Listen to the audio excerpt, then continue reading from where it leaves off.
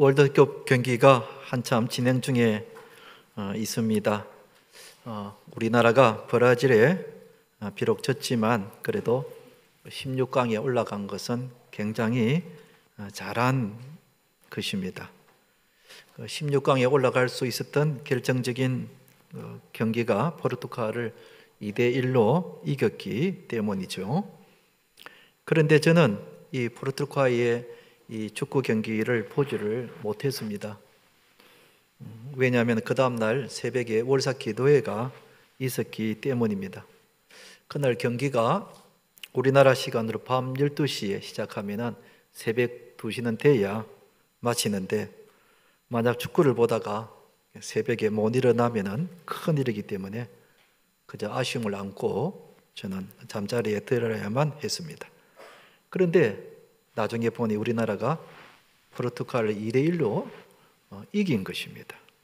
그래서 그 다음날 녹화된 것을 TV를 통해서 보았습니다. 전반전에 한 골을 우리나라가 먼저 먹었습니다. 아마 그때 이 광경을 지켜본 온 국민들은 아이고 이제는 16강은 물 건너갔다고 절망적이라고 생각을 했을 겁니다. 그러나 저는 절망하지 않았습니다. 왜냐하면 이미 우리나라가 포르투갈을 2대1로 이긴다는 것을, 그 결과를 알고 있기 때문에 그렇습니다. 그리고 후반전이 거의 끝나가고 있었는데 여전히 1대1로 동점이었습니다. 만약 우리나라가 동점으로 끝나면 역시 우리나라가 16강에 올라갈 수가 없는 것입니다. 역시 그 시간 온 국민들은 아이고 이제 시간도 얼마 남지 않았고 16강 올라가는 것은 무리구나, 그냥 포기해야 되겠다. 아마 불 끄고 자는 사람들도 있었을 겁니다. 그런데 저는 여전히 여유 있는 마음으로 축구 경기를 보았습니다. 왜냐하면 추가 시간에 황희찬 선수가 역전골을 넣어서 2대1로 이긴다는 것을 미리 알고 있었기 때문에 그렇습니다. 여러분, 만약 우리의 인생도 이처럼 미리 알 수만 있다면 얼마나 좋겠습니까? 그런데 우리 인생의 미래를 미리 다 알고 계시는 분이 계십니다. 그분이 누구십니까? 바로 우리 하나님이십니다. 하나님은 우리의 인생의 길에서 내가 누구를 만나서 언제 결혼을 하고 내가 자녀를 얼마나 낳고 또 어디로 이사를 가며 어떤 일이 생길는지 우리 하나님은 다 알고 계십니다. 그런데 하나님이 우리에게 앞으로 일어날 일들에 대해서 알려주신다면 얼마나 좋겠습니까? 만약 그렇게 된다면 우리는 좀 더 우리 인생을 성공적으로 살 수 있을 것입니다. 그런데 오늘 본문에 보니까 하나님께서 예수님이 태어나실 것을 미리 사람들에게 알려주셨다는 내용이 나옵니다. 예수님이 어느 날 갑자기 태어나신 것이 아니라 오래전 구약시대에 선지자들을 통해서 이스라엘 백성들에게 미리 알려주셨다는 사실입니다. 그렇다면 오늘 이 본문이 우리에게 주시는 영적인 교훈이 있을 겁니다. 사랑하는 성도 여러분, 오늘 우리 예수님의 탄생을 통하여서 하나님이 우리에게 주시는 영적인 교훈이 무엇인지를 알고 우리가 이전보다도 더 남은 생애를 성공적인 인생으로 살아가게 되기를 주님의 이름으로 축원드립니다. 첫째로 예수님의 탄생을 통해 우리에게 주시는 영적인 교훈이 무엇인가? 하나님은 성경을 통하여 우리에게 알려주신다는 것입니다. 요셉은 마리아가 아기를 가졌다는 것을 처음에는 믿질 못했습니다. 자기와 한 번도 잠자리를 같이 하지 않았는데 어떻게 아기를 가질 수가 있겠습니까? 그래서 요셉은 마리아가 아마 다른 남자와 동침을 해서 아기를 가진 것으로 그렇게 생각을 하고 파혼을 하려고 했습니다. 그러자 하나님은 주의 천사를 요셉에게 보내서 마리아가 아기를 가진 것은 성령으로 잉태되었다고 설명을 해 주십니다. 그러면서 요셉에게 처녀 마리아가 아기를 가진 것은 이미 구약 성경에 나와 있다고 말씀을 해 주셨습니다. 22절에 그 말씀입니다. 이 모든 일이 된 것은 즉 처녀 마리아가 아기를 가지게 될 것이라는 이 모든 일이 된 것은 주께서 선지자로 하신 말씀을 이루러 하심이니 그랬습니다. 그러니까 이 모든 된 일이 어느 날 갑자기 이루어진 것이 아니라 하나님께서 오래전에 구약의 선지자들을 통해서 예고해 주셨다는 것입니다. 예수님이 처녀 마리아의 몸에서 태어나실 것을 이미 구약 성경에 나와 있다는 것입니다. 마태복음을 쓴 마태는 예수님의 이런 동정녀 탄생을 구약 성경에 나와 있다는 것을 굳이 강조를 하고 있습니다. 왜냐하면 이 마태복음을 읽는 첫 번째 대상이 유대인들인데 유대인들은 구약 성경을 믿기 때문에 그렇습니다. 그래서 남자를 가까이 하지 않는 처녀 마리아가 아이를 가지게 된 것은 이미 구약 성경에 나와 있는 말씀이라고 강조를 한 겁니다. 그러면 처녀가 아들을 낳을 것이라는 말씀이 구약 성경 어디에 나오는가? 이사야서 7장 14절에 이렇게 나와 있습니다. 그러므로 주께서 친히 징조로 너희에게 주실 것이라. 보라, 처녀가 잉태하여 아들을 낳을 것이요 그 이름을 임마누엘이라 하리라. 이렇게 여러분 구약 이사야서 7장 14절에 분명히 처녀가 잉태하여 아들을 낳을 것이라고 나와 있다는 겁니다. 우리는 이 말씀이 나온 그 당시 역사적인 배경에 대해서 알면은 좀 더 이해할 수 있습니다. 이 이사야서의 말씀이 배경이 되는 때는 예수님 오시기 전 BC 734년에 유다의 아하스 왕 때 있었던 일입니다. 당시 이스라엘 백성은 남과 북으로 나누어져 있었습니다. 그때 남쪽 유다의 아하스 왕은 북쪽 이스라엘의 베가와 수리아 왕 르신이 연합하여 침공을 하려고 하기 때문에 나라가 굉장히 위태로운 가운데에 있었습니다. 그때 하나님께서는 선지자 이사야를 아하스 왕에게 보내서 절대로 유다 민족이 멸망하지 않을 것이라고 말씀하시면서 그 징조로 주신 것이 바로 처녀가 잉태하여 아들을 낳을 것이라는 것입니다. 그러면 이사야서에 나오는 이 처녀는 누구인가? 성경 해석학자들에 의하면 아마도 이 처녀는 당시 아이를 낳지 못하는 젊은 여자였을 것이다. 혹은 유다 왕 아하스 왕의 왕비 중에서 아이를 낳지 못하는 한 여자일 수도 있다고 그렇게 해석을 했습니다. 그런데 사실은 이 이사야서에서 나오는 이 처녀는 누구를 가리키는가 하면 바로 오늘 본문에 나오는 마리아를 가리키고 있다는 것입니다. 하나님은 당시 현실의 사건을 통해서 앞으로 일어날 일을 미리 예언해 주시기도 합니다. 예를 들면 아브라함의 독자 아들 이삭이 모리아산에서 번제물로 하나님께 드리는 바로 그것은 앞으로 오실 예수님께서 독생자 예수님이 골고다에서 십자가에서 번제물로 하나님께 드려질 것을 그 사건을 통해서 미리 예고해 주신 것입니다. 이런 사건들이 구약 성경에 굉장히 많이 나옵니다. 하나님은 이렇게 성경 말씀을 통해서 예수님이 처녀의 몸에서 태어나실 것을 분명히 미리 알려주셨다는 것입니다. 이처럼 하나님은 우리에게도 성경 말씀을 통해서 하나님의 뜻을 나타내 보여주신다는 것입니다. 내가 이 일을 해야 할지 아니면 하지 말아야 할지, 해야 한다면 어떻게 해야 할지, 언제 해야 할지 하나님은 성경 말씀을 통하여 우리에게 보여주신다는 겁니다. 제가 전에 이 말씀을 드린 적이 있는데요. 우리 교회 어느 집사님이 그날 주일 예배를 마치고 나가면서 입구에 서 있는 저에게 하는 말씀이, 목사님, 오늘 설교 말씀을 통해서 제가 기도의 응답을 받았는데 하나님이 어떻게 하라고 하시는지 이제 제가 알게 되었습니다. 뜬금없이 그런 말을 하시는 거예요. 저는 그 집사님이 무슨 일로 두고 고민하며 기도하고 있는지 전혀 모르고 있었습니다. 저는 다만 그날 주어진 본문의 말씀을 가지고 설교를 했을 뿐입니다. 그리고 그 집사님을 염두에 두고 한 것도 전혀 아니었습니다.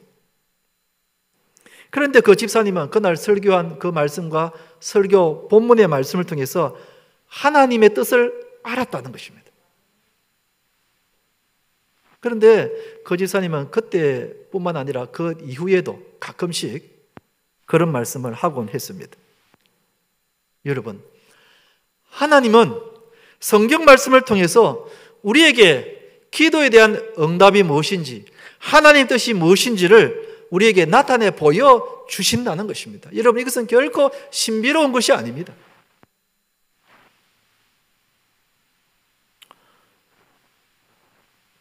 몇 달 전에 제가 내년도 목회 계획을 준비하는 중에 하나님, 내년에 우리 교회에 어떤 성경 말씀을 붙잡고 목양을 해야 되는지 가르쳐 주십시오 하고 기도를 계속하고 있었습니다.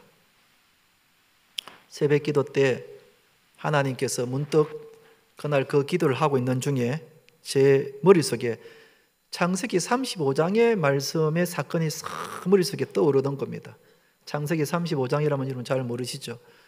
야곱이 베델로 올라가는 그 사건의 기록이 35장에 나옵니다. 하나님께서 기도하는 중에 야곱이 베델로 다시 올라가는 그 성경의 말씀을 생각나게 해 주시면서,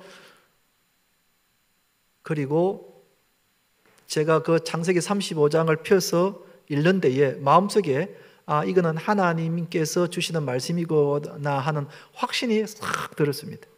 그리고 내년도에 우리가 붙잡아야 될 성경 구절도 생각나게 해 주셨습니다. 그 말씀이 여러분 궁금하죠? 새해 첫 주에 말씀드리겠습니다. 이렇게 하나님은 성경 말씀을 통해서 우리에게 하나님의 뜻을 나타내 보여 주신다는 것입니다. 내가 이 일을 해야 할지 하지 말아야 할지, 해야 한다면 내가 언제 어떻게 해야 할지, 우리 자녀들과 그리고 손주들이 누구랑 결혼을 해야 할지, 내가 어떤 직장에 다녀야 할지, 이사를 해야 한다면 어디로 해야 할지, 우리는 살면서 여러 가지의 문제들을 만나게 됩니다. 그리고 내 혼자 판단하고 생각하고 결정하기에는 너무 어려운 문제들이 너무나 많이 만나게 됩니다. 그럴 때 우리는 하나님께 기도합니다. 하나님, 이 일에 대한 하나님의 뜻이 무엇입니까? 하나님의 뜻을 밝게 보여주십시오. 물론 하나님은 우리의 귀로 음성으로 들어주시는 것은 아닙니다. 하나님은 기록된 하나님의 말씀, 성경 말씀을 통해서 우리에게 하나님의 뜻을 비춰주십니다. 물론 성경 말씀에는 직장이라는 말도 없고 무슨 아파트라는 말도 없습니다. 대학이라는 말도 없습니다. 그러나 그 말씀이 나타나는 그 뜻을 우리가 보면은 이거는 하나님이 이사를 하라는 것이구나. 이것은 이 일을 하라는 뜻이구나. 이런 하나님이 하지 말라고 하신 뜻이구나. 여러분들은 목사님 같이 신학을 공부한 사람들이 알지, 우리 평신도가 어떻게 그걸 알겠습니까? 천만의 말씀이요. 여러분, 성경 말씀이 우리가 충분히 볼 때에 이해할 수 있는 그런 뜻이 나타내 보여지는 겁니다. 목사님, 그러면 그 말씀을 어디서 찾아야 됩니까? 내가 이사를 앞두고 있는데 이사를 해야 될지 말아야 될지, 그러면 이사란 말이 어디 나옵니까? 여러분, 그런 뜻이 아닙니다. 여러분들이 평소에 성경을 읽고 있는 그대로 창세기를 읽고 있다면 시편의 말씀을 읽고 있다면, 마태복음을 읽고 있다면, 여러분들이 늘 평소에 읽는 그 본문의 말씀을 지금처럼 차례대로 읽다 보면 어느 그 말씀이 제 마음속에 다 꽂히게 되는 겁니다.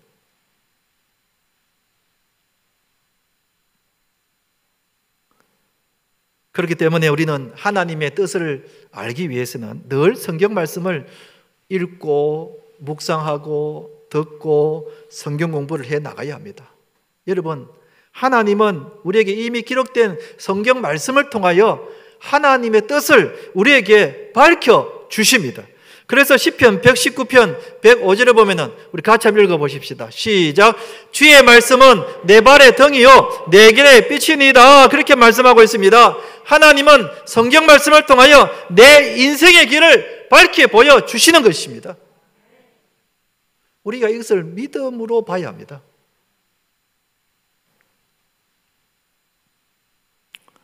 또 디모데 후서 3장 16절 17절 말씀을 같이 한번 읽어보십시다. 시작. 모든 성경은 하나님의 감동으로 된 것으로 교훈과 책망과 바르게 함과 의로 교육하기에 유익하니 이는 하나님의 사람으로 온전하게 하며 모든 선한 일을 행할 능력을 갖추게 하려 함이니라 그랬습니다. 우리가 성경 말씀을 읽고 묵상하면은 하나님의 뜻을 알게 되고, 그래서 하나님의 사람으로 온전하게 살아갈 수 있다는 것입니다. 하나님은 충분히 우리가 성경 말씀을 통해서 알 수 있도록 해주셨습니다. 그런데 문제는 성경 말씀을 읽지 않는다는 겁니다. 우리는 늘 내 생각대로, 내 마음 가는 대로 사람들에게 물어보고 세상의 방식대로, 그래 우리는 판단하고 결정해 버립니다. 어디로 이사를 가야 될지 하나님께 묻지도 않고, 저기 가면은 아파트가 굉장히 많이 오른다 하더라, 절로 이사 가야 되겠다. 우리는 늘 이런 세상적인 기준만 갖고 판단하고 결정합니다. 그래서 돈을 많이 벌었습니까, 여러분? 그래서 형편이 좀 많이 좋아졌습니까? 우리는 늘 하나님께 물어야 합니다. 대표적으로 다윗이 그랬습니다. 다윗은 그가 전쟁하러 나갈 때마다 늘 하나님께 물었습니다. 하나님, 이 전쟁이 하나님 허락하신 겁니까? 허락하지 않는 겁니까? 자기의 원대로 하지 않고 늘 하나님께 물어서 하나님이 이 전쟁은 너에게 속한 것이다 하고 나가라 그러면 나가고, 하나님이 응답이 없으시면 나가지 않았어요. 우리가 늘 이래야 되는 겁니다. 성경에 쉬지 말고 기도하라는 뜻이 뭔가? 쉬지 말고 하나님께 물어보라는 것입니다. 어떤 일을 만날 때마다 쉬지 말고 하나님께 물어보라는 것입니다. 하나님의 뜻이 무엇입니까? 주님, 이 일을 앞에 두고 내가 어떻게 해야 될지 하나님 알 수 있도록 해 주십시오. 하나님의 뜻대로 살기를 원하오니 하나님 뜻을 나에게 밝혀 주옵소서 하고 물으면은 하나님은 우리에게 말씀을 통해서 응답해 주신다는 겁니다. 그런 삶을 살 때에 우리가 성공적인 삶을 살 수 있는 겁니다. 여러분, 우리는 내 인생의 앞길을 알지 못합니다. 그러나 하나님은 내 인생의 모든 길을 다 알고 계십니다. 그러니 내 인생의 길을 알고 계시는 하나님께 물어봐서 하나님께서 이쪽 저쪽으로 가라고 하시는 길로 가면은 틀림없이 성공적인 인생을 살 수 있습니다. 그런데 하나님께 묻지 않고 내 생각대로 가다가 낭패를 당하는 겁니다. 그래서 여러분, 우리는 늘 하나님 말씀을 펴서 읽고 또 읽고, 이 성경이 내 인생의 길을 보여주는 방법이다 생각하시고 늘 성경 말씀을 이런 부지런히 하루에 몇 장씩이라도 읽으면 그 말씀 속에서 하나님이 우리에게 주시는 뜻이 있다는 겁니다. 만약 지금까지 성경 말씀을 읽지 않고 성경 말씀과 관계없이, 하나님의 뜻과 관계없이 그냥 내가 생각해서 내가 판단하고 내 마음대로 살았다면 오늘부터는 성경의 길이 있다, 성경 말씀이 내 인생의 미래를 다 보여주신다, 그런 믿음을 갖고 성경 말씀을 통해서 하나님의 뜻을 알아서 하나님의 뜻대로 살아가시는 우리 성도님 되시기를 축원합니다. 한번 따라합시다. 성경을 읽읍시다. 성경을 읽읍시다. 사랑하는 성도 여러분, 이 성경 말씀을 통해서 하나님의 뜻을 알고 남은 인생을 성공적으로 사시는 우리 성도님 되시기를 주님의 이름으로 축원드립니다. 두 번째로, 예수님의 탄생을 통해 우리에게 주시는 영적인 교훈이 무엇인가? 하나님이 우리와 함께 계신다는 것입니다. 주의 천사가 요셉에게 처녀 마리아가 아기를 가진 것은 이미 구약 성경에 예언되어 있다고 말씀하시면서 또 이름까지 가르쳐 주셨습니다. 23절 보면은 보라, 처녀가 잉태하여 아들을 낳을 것이요 그의 이름을 임마누엘이라 하리라 하셨으니 이를 번역하면 하나님이 우리와 함께 계시다 함이라 그랬습니다. 예수님의 이름을 임마누엘이라고 지으라고 하면서 임마누엘의 뜻도 가르쳐 주셨습니다. 하나님이 우리와 함께 계시다 하는 것입니다. 왜 아이의 이름을 임마누엘이라고 지으라고 했는지 역시 이 인용한 이사야 선지자가 살았던 그때의 시절을 보면은 이해할 수가 있습니다. 당시 이사야 선지자가 살았던 시절에 남유다가 큰 위기를 맞이하고 있었다 그랬습니다. 그런데 하나님이 절대로 남유다가 멸망하지 않을 것이라고 알려주면서 그 징표로, 왜 멸망하지 않을 것이냐 하면은 그 징표로 아이의 이름을 임마누엘이라고 하라 했는데 그 이름의 뜻이 하나님이 함께 계시다는 것입니다. 전능하신 하나님이 남유다와 함께 하기 때문에 절대로 남유다가 멸망하지 않고 하나님이 지켜보호 해주시고 구원해 주시겠다는 그런 뜻입니다. 이 이름대로 전능하신 하나님이 남유다와 함께 하심으로 위기에 빠진 남유다를 구원해 주셨습니다. 할렐루야. 그런데 이제는 똑같이 요셉과 마리아가 살았던 그 시절에도 이스라엘의 큰 위기를 맞이한 것입니다. 그래서 하나님이 위기에 빠져 있는 이스라엘 백성들과 함께 하신다는 뜻으로 예수님의 이름을 임마누엘이라고 지어라고 그렇게 하신 겁니다. 그러면 여러분 중에 이런 질문을 하고 싶을 겁니다. 목사님, 왜 구약 성경에는 예수님의 이름을 임마누엘이라고 지으라고 분명히 그랬는데 왜 이름을 예수라고 지었습니까? 충분히 할 수 있는 질문이죠. 왜 그렇게 했는가? 이 임마누엘은 예수님의 구약적 이름입니다. 즉 하나님이 함께 하신다는 것을 강조하기 위해서 이름을 임마누엘이라고 이야기를 했지만은, 그런데 예수라는 이름의 뜻은 죄 가운데 있는 백성을 구원하신다, 즉 구원에 더 무게를 두었기 때문에 죄 가운데 있는 백성들을 구원하신다는 그런 뜻으로 이름을 예수라고 지은 것입니다. 그러나 우리 예수님의 임마누엘 그 이름대로 주님은 오늘도 우리와 함께 하십니다. 아멘.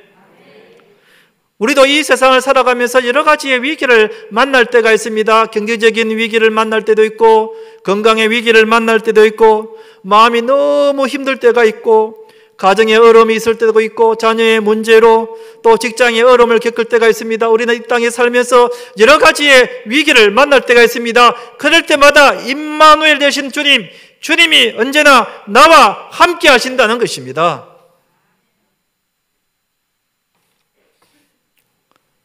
우리가 인생을 살아가면서 여러 가지 어렵고 힘들고 슬프고 낭망된 일을 만날 때 우리는 임마누엘 되신 주님이 언제나 나와 함께 하심을 우리는 믿고 감당할 수 있어야 하는 것입니다. 저는 영국 시인 캐들린 짐러가 쓴 두 발자국이라는 그 글을 볼 때마다 늘 마음에 뭉클한 감동이 있습니다. 아마 여러분들도 이 두 발자국이라는 글을 알고 있을 텐데요. 어느 날 밤에 어떤 사람이 꿈을 꿉니다.